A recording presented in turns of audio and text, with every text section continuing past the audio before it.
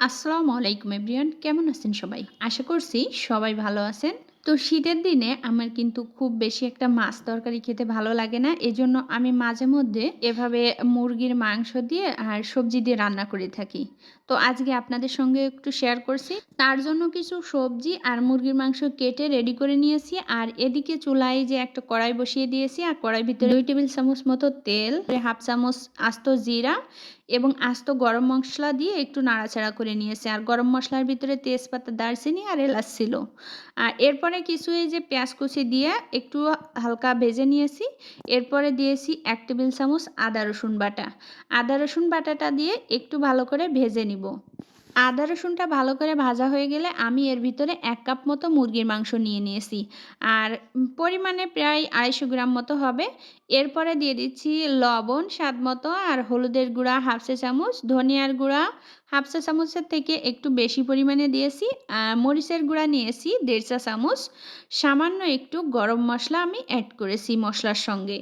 আর জিরাটাও আমি এর মাঝে দিয়ে দিয়েছি, কিন্তু ক্যামেরাটা কোনোভাবে অফ হয়ে গেছিল, এজন্য এটা আমি ক্যামেরাবন্দি করতে পারিনি। তো এরপরে মসলার সঙ্গে মুরগির মাংসটা একটু ভালো করে কষিয়ে নিতে হবে।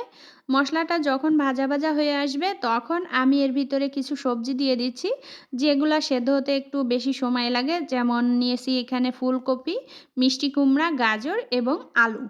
তো এই সবজিগুলা দেওয়ার পরে নেড়েচেড়ে মসলার সঙ্গে একটু মিশিয়ে নিয়ে তারপরে সবজিগুলা সেদ্ধ হওয়ার মতো পানি দিয়ে দিয়েছি। তো আমি এখানে ১/২ কাপ মতো পানি দিয়েছি।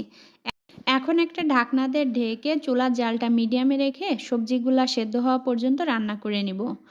মাঝে কিন্তু একটু নাড়াচাড়া করে দিতে হবে, না হলে নিচে লেগে যেতে পারে। আর যখন পানিটা শুকিয়ে এসেছে, এই যে নাড়াচাড়া করে আবারও একটু কষিয়ে নিচ্ছি সবজির সঙ্গে মাংসটা।